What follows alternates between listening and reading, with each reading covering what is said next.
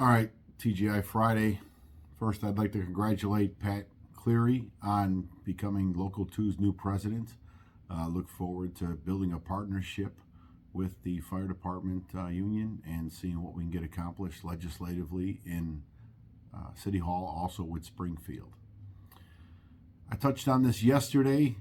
I will tell you, nothing really has changed since then.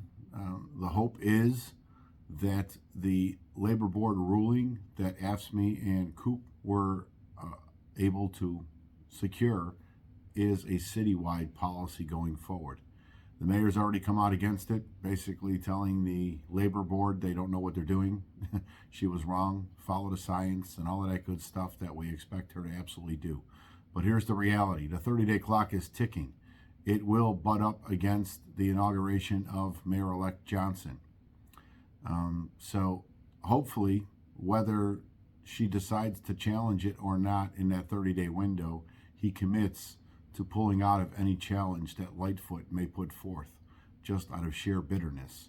But the reality is, the smart thing to do is to move on, lick your wounds, go off into the sunset, and let the next administration take over and make the whole city workforce basically move on from the COVID policy and that nightmare. Make everybody whole and not force losing battles the city are going to have to fight, spending time, money, and resources, and obviously ours also with our labor board case in July. I'm sure we're not the only one. I'm sure there's more labor board cases to follow, but they're all going to have the same result at this point. And again, it's time to move on from the COVID battle, and hopefully the right thing is done. We shall see. But for right now, we are going to be moving forward with our July date. Until otherwise notified, we shall see what happens over the next couple of weeks between the outgoing mayor and the incoming mayor.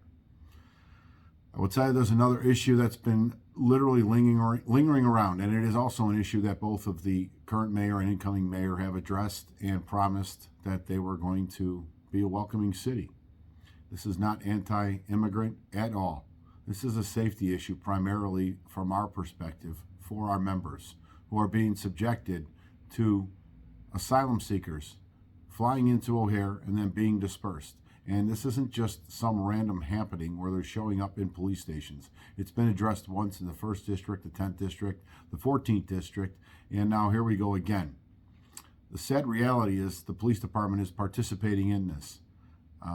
And I will tell you, I have literally the posting from Commander Bob Vanna out of the superintendent's office, and this is a CPD plan. It says, quote, "Needless to say, we have seen an uptick at O'Hare in asylum seekers. The current plan has them going to the 16th District. With an influx, the plan will be adjusted to below after consulting with the Bureau of Patrol. Any single males can go to the 25th District, ideally up to 8. Families with single women can go to 16 and 17. O'Hare should verify capacity with the 16th District prior to transport. Our goal is 8 per district. If 16 is at capacity, then send them to 17. I mean, literally, they have a plan to house people in police stations. That is inhumane to start with. It is contradictory to everything this city has said they will find place for these people. It is not a police station. That is definitely a public space, but it is there to be conducting business, not as an Airbnb.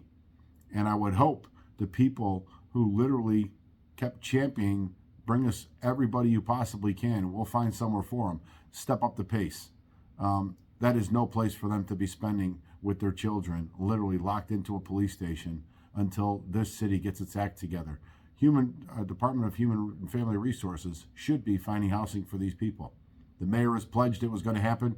Apparently, she overpromised, which is probably why she's being forced out the door very soon here. Hopefully, Mayor-elect Brandon Johnson has a better plan, but this needs to be addressed ASAP. I can tell you from our perspective, we notified Alderman Matt O'Shea of this because it does originate out of O'Hare, and he is the chairman of the Aviation Committee. We hope to get some relief here for our desk personnel in these districts who should not be subjected to whatever possible health concerns these migrants have. Nobody knows. They've never been screened. They're being dumped into police stations just to live there. It's unsanitary, it's inhumane, and it needs to be resolved sooner rather than later. With that being said, I will just point this out. The current superintendent search was pretty interesting. From what I understand, when I read, there was a forum at St. Sabida on the south side.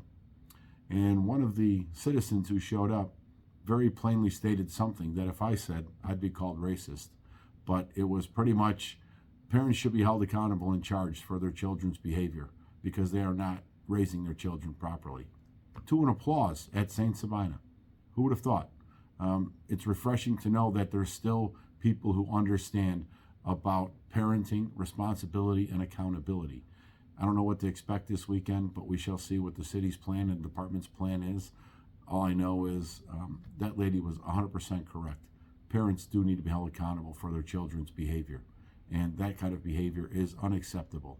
It's not demonizing them. Demonize the parents for not raising them properly and not supervising them properly. Everybody have a safe weekend.